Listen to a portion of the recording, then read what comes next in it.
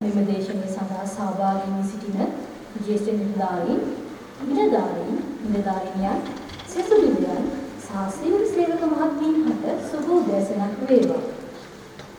අද දින ගරු ආරාධිකා මුක්තාවන ආචාර්ය විශ්‍රාමික මේධ්‍ය සුසන්දර සිල්වා මැතිතුමා හා දේශක මඩුල්ල ශ්‍රී ලංකා විද්‍යාපීඨයේ සේනා විධායකතුමා වෙනුවෙන් පිළිගැනීමට ලැබීම මානද වාක්‍යයක් අපසරගෙන අතර ස්වයං සත්‍යාපනය යන මාතෘකාව යටතේ පැවැත්වෙන දේශනය යුද හමුදා සමාජිකයන් වන අප සැමගේ මානසික සහ ආධ්‍යාත්මික වර්ධනය වෙනුවෙන් අතිශය වැදගත් වනු ඇත.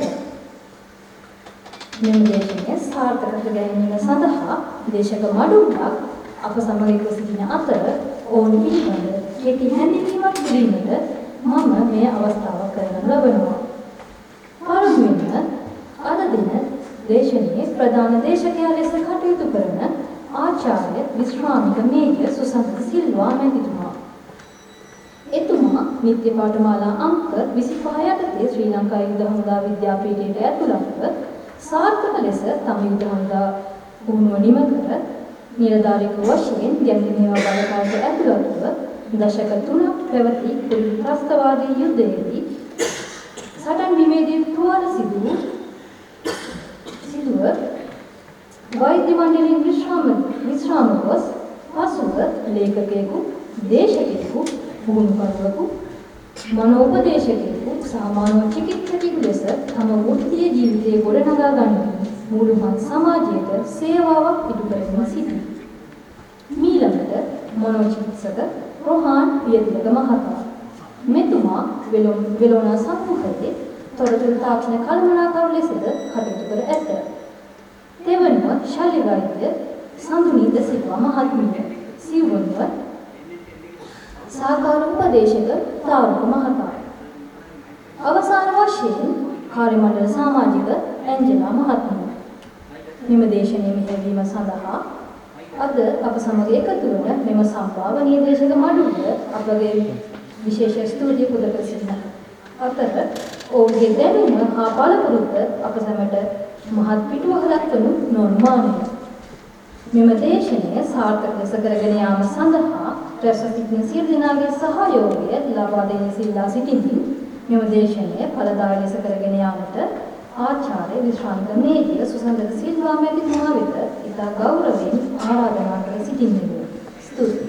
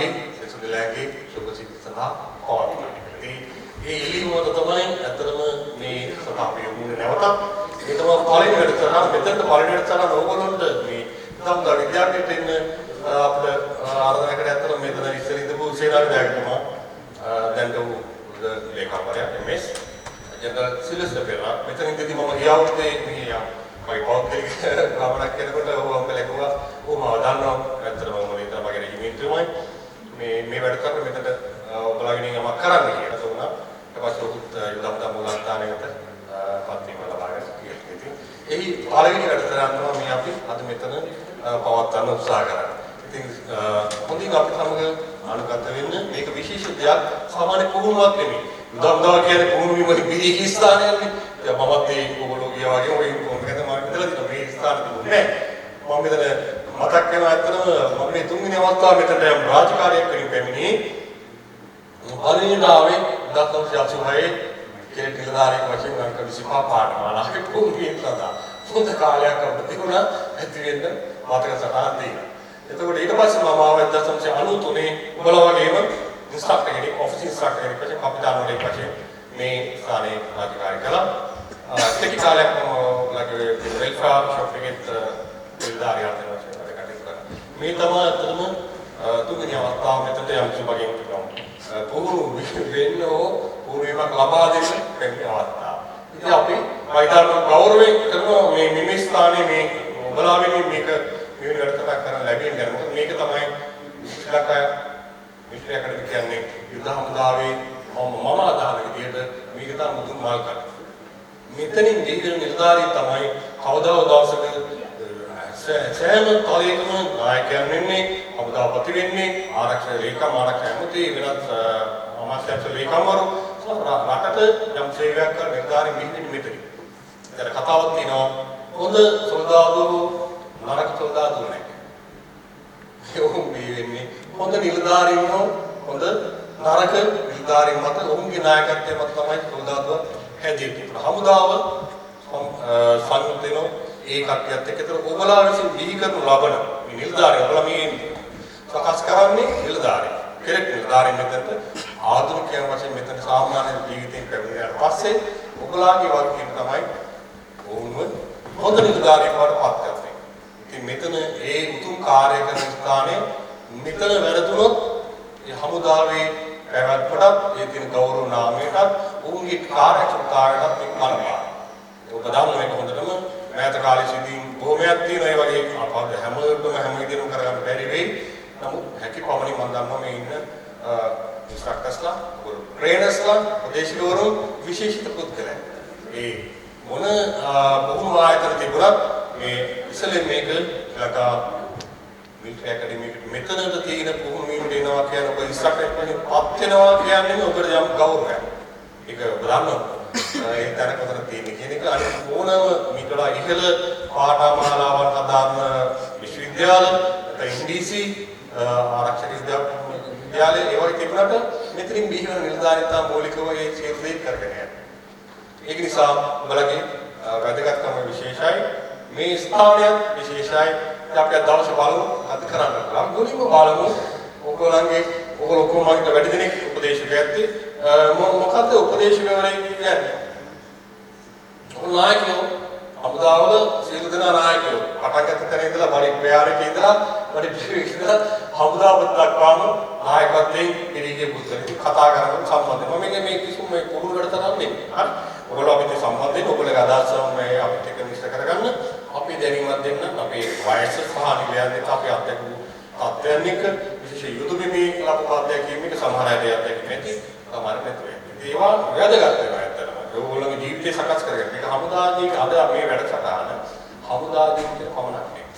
ඔයගොල්ලන්ගේ පුද්ගල ජීවිතයේ මෞලික ජීවිතය සහ සමාජයේ රටකට වැදගත් වෙන දෙයක් ලැබෙනවා. ඉතින් ඒක අවංකව අපිට සම්බන්ධ වෙමින් යන්න. හරි. කියන්නකො මොකද්ද උපදේශකවරුන්ගේ වගකීම් නායකයෙක්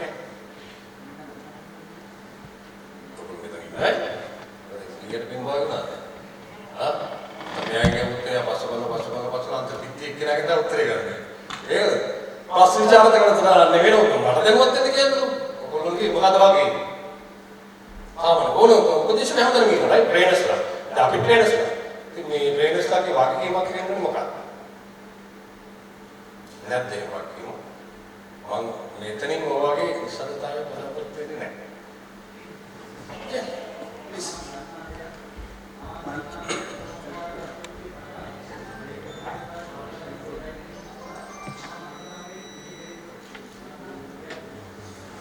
Very good. මේක උපදේශකවරු ට්‍රේනර්ස්ලා හමුදා විතරක් නෙවෙයි. ඕනෑම ආයතනයක තිබිය යුතුයි. උන් ඉතාම වැදගත් පුද්ගලයා. මොකද උන් තමයි මේ දැනීම යාවත් කාලික කරමින් ඒ ආයතනයේ හමුදාවේ ඕනෑම ආයතනයක සිටින අනිත් සේවකයන් සේවකයන් අපේ නම් හොඳ සොල්දාදුවම නිලධාරීන්ම ඒ දැනුම ලබා දෙමින් ආකල්ප වෙනස් කරමින් හැකියාවන් දියුණු කරමින් මේ ආයතනයේ දැක්මට විෂන් එකට ගෝල් එකට යන තත්ත්ව සුසු පරිසරයක් නිර්මාණය. ඔවුන්ගේ දැනීම තමයි හොඳ. ඔවුන්ගේ තියෙන වගකීම් මේ පුහුණු කටයුතු හඳුනා ගැනීම එකිනෙක කෙනාගේ වෙනස්කම් හඳුනා ගැනීම දුර්වලතාවය හැකියාවන් හොඳ ආයතනයක ගන්න ඕනේ එහෙමයි. නැත්නම් දුර්වල මිනිස්සුන්ට ලක්ෂයක් තියෙනවා. මේ දෙක අපිට වෙන් කරන්නේ අපි මේ හැමෝටම ගන්න පුළුවන් වැඩක් තියෙනවා. අපි හමුදාවේ අපි යුද බිමින් අපි ගත්තා.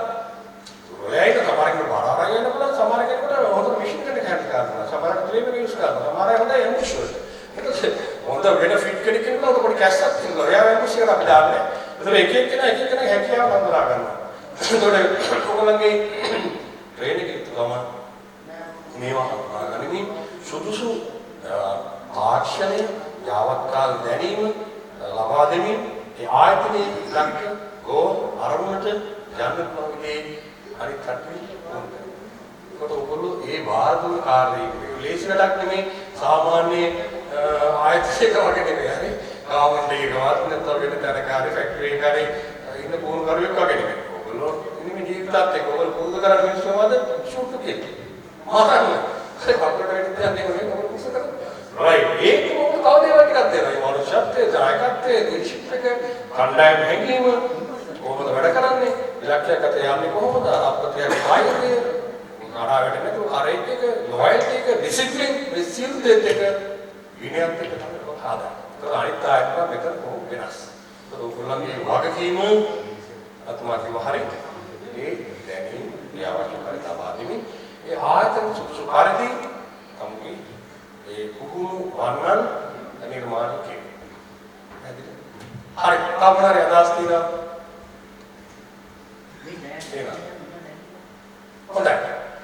එහෙමනම් ඔයගොල්ලෝ මේ පුහුණු කරන්නේ මේ විදිහට ආර්ථික පුහුණු කරනවා නම් ඉස්සෙල්ලා ඔයගොල්ලෝම දැනගන්නත් ඕන. ඊළඟට ඔයගොල්ලෝගේ යට තියෙන පුද්ගලයා කොහොමද කියලා දැනගන්න ඕන. මට කියන්න නැවත දැන් යුද කාලේ වෙනස්. දැන් අපේ කාලේ හරි යුද්ධයක් කරන කාලයක්. එතකොට හමුදාවට වෙන පිරිස හමුදාවට බැඳෙන කට්ටියගේ ඒ ගුණාත්මක භාවයේ හැඟීම වෙනස්. අද වෙනස්. එදාවේ ගොඩක් අරගෙන යනවා කියනවා. හරිද? නැතුව ආවේ නැහැ. හරි මොකක්ද දවසක් මේ හමුදාවට ඇවිල්ලා සේවය කරා නම් එයා පස්සෙක් වෙන්න පුළුවන් ඒක වෙන කතාවක්. නමුත් එන්න හිත හැදෙන එකම ලොකු දෙයක්. අපි ඒක ගරුකමක් කරන්නේ. හරි ඒ කාර්යාවේ යම් කිසි දවාතාවල තම ජීවිතය ගැන සැලකන්නේ නැතුව රැකියාවට ආවේ නැහැ. කාටද? ඒ කියන්නේ මට වුණත් මම මේ රැකියාවට ඇවිල්ලා නැහැ. මම කිසිම රැකියාවක් කරන්නේ නැහැ. අපිට මොනතරම් මාගේ පෙන්වීම් තිබුණා පාසල් තිබුණා එහෙම නෙමෙයි නෑ. මේකේ යම් කිසි මේ රටක් වෙනින් යම් මේ තිබුණු හයිය ඒකේ තිබුණු කුණා හිතේ තිබුණු තමයි ඒකේ කාලය ආවේ. දැන් වෙනස්. දැන් එහෙම තියෙන යම් කොහොමද යම් මොටිවේෂන් එකක් තියෙන අය තමයි හමුදාවට කම්පාරේ. දාන්න මේකෙන් ඉදිරියට වැඩි සමුගේ මේ විදහාස සීමා වෙනවා. ගෙදර දොර යන්න බෑ නිතරම. කොණ්ඩේ වවාගෙන අර ගච්ඡ දාලා කොහොමද අරාබ දාන්න බෑ. හොඳට දැන් ඉන්නනේ දාපුවා. ඉන්න. අපදා ඉන්න දැන් මේ අර පච්ච කොටලේ මම දැක්ක මේ පෝස්ට් එකක් කියනවා. පච්ච දාලා කරාබ දාපුවා ඉන්නවා කියලා. ඉන්න. ඔකට කතා කරන්නේ ඉතින් බය කරන්නේ. ඔය බොහොම කවුරු ගල්ලා ඉන්නවා ඔය රිලැක්ස් එකකින් ඉන්නවා නේද? බොහොම රිලැක්ස් එකකින්. හරි මේක මම මරණිලාරේ එකතු ඔයාලගේ අදාළ. අපි ගැන කතා කරන්නේ. ඉන්නවද ඒක?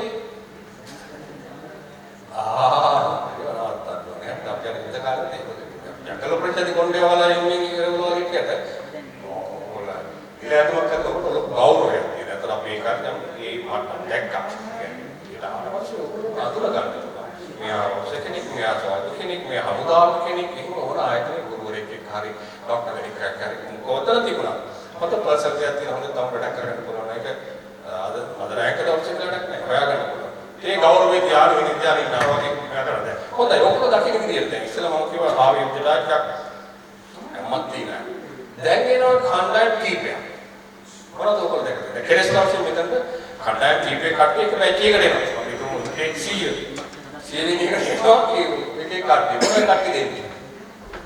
ඔයගොල්ලෝ දැක්කේ.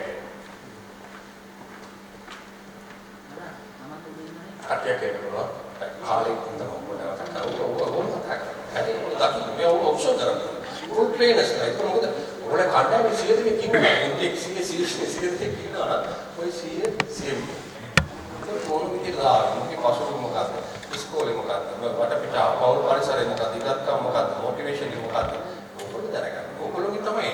ඔයගොල්ලෝ හරියට දුන්නේ නැත්නම් ඉහළට කවදාවත් කරන්නේ මේ හොඳ පික්චර් එකක් දෙන්නේ. ලකුණු දෙනවා වගේ මේවා පොඩක් අවශ්‍යයි. එන්න පුළුවන් හමුදාවල දැන් තියෙන පාර්ලිමේන්තුවක් එක්ක යුද්ධයේදී ඉතලා මැරිච්ච වාරයේ දෙමාපියන්ගේ දරුවෝ. නේ? ඒ දෙන්නේ පාර්ලිමේන්තු ප්‍රමුඛතාවය. රයිට්. එහෙම ඉන්න පුළුවන්. එහෙම තව එන්න පුළුවන් කණ්ඩායම තමයි පාසල් කෙල්ඩින් එහෙම කරලා මේ මිලෑදුමට ආශා කරන කෙල්ලගොල්ලෝ එන්න පුළුවන්. රයිට්. තව කණ්ඩායමක් මේකට මොනාරි ඉගෙනගෙන විග්‍රහ කරලා එළියට පැටකම් මොනාරි කරගන්න පුළුවන් විදිහට කණ්ඩායමක් එන්න පුළුවන්. තවත් එන්න පුළුවන් තම මේකේ තියෙන රෙස්පෙක්ට් එකට මොනාරි තැනකට ගියාම කියන යුනිෆෝම් එකේ තියෙන ඒ තත්ත්වෙ විතර එන්න පුළුවන්. තවත් කණ්ඩායමක් එනවා මේකේ දැන් මේ ගොඩක් අය එන්නේ පාසල් A level කරපුවාම වගේ වයස ආදී මමත් ආවේ ස්කූල් යුනිෆෝම් එකට ටයි එක දාලා තමයි ඉන්නේ. හරි. එහෙම කණ්ඩායමක්. තවත් කණ්ඩායමක් එන්න පුළුවන් ඕගොල්ලෝ ට්‍රේනින් කරන කට්ටිය ඇති. හරි කරේසක ඇති. එළියේ ඉඳලා ජොබ් කරලා ඉතින් ආරම්භය කරලා එහෙම ගිහලා ජොයින් කරලා ගිහලා ජොයින් ගහලා හරිද අයම කරලා ආරම්භචාරකෙ ගිහලා ඒ ජොයින් එයාම දැනගෙන සමාජයේ කරප්ටඩ් අවුට් වෙන්න පුළුවන්. එයාලා ටිකක් මේ ඕගොල්ලෝ ඉන්ටේක් එකට ට්‍රේනින් කරන කට්ටියට එනකොට අන්න විශේෂම හදලා ගන්න කට්ටිය. එයාලා වෙනස්. අර ඉස්කෝලෙන් ආපුවා මෙයා වගේ නෙමෙයි මේ. හරි එයාලගේ හිතන පතන විදිය වෙනස්. ඒක මොකද එයාලා සමාජ වටේ තියෙන අධ්‍යක්ෂක වැඩි. එතකොට ඔන්නෝනේ කණ්ඩායම ඕගොල්ලන්ට එන්න පුළුවන්. ඒක මේක වෙනවා. ට්‍රේනර් කෙනෙක්ගේ වාක්‍යය මොකද්ද? මේ විදිහේ එතකොට කට්ටිය ආවට පස්සේ හඳුනාගන්න. වෙන වෙනම ආවට ඕගොල්ලෝ යුතුයම මේ සියලු දෙනාම උදාහරණ විශේෂයෙන් ඕගොල්ලෝ වැටි ගොඩක් ගත්තා. ඕගොල්ලෝ තමයි ප්‍රීමියම් වල. දැන් මේ එන කණ්ඩායම ඔක්කොම ඕගොල්ලෝ එක තලයකට අරගෙන කාර්මුණකට හමුදා විනයට හමුදාවේ තියෙන අරමුණට ගෝල් එකකට යන්න පුළුවන් විදිහට සකස් කරනවා. ඒක ඔයගොල්ලෝ ලොකු වගකීමක් මේ දීලා තියෙනවා. ඕගොල්ලන්ට වැරදුනොත් තමත් හමුදාට වර්ධින. ඔය දැන් එකෙක් දෙන්නෙක් කල්ලා එහෙම කරන ඒවාද ඔච්චර මඩ කරනවා. ඕගොල්ලෝ වැරදි ප්‍රොඩක්ට් එකක් ඕගොල්ලන්ගේ කෙනෙක් එළියට ආවොත් ඒක තාවිලයි. මට මොකද මම මම නිලයන්ව කඩ කෙනෙක් නේ මට ගොල්ලෝ මේ ගේඩේස්ලා පොගේ කාර්ය.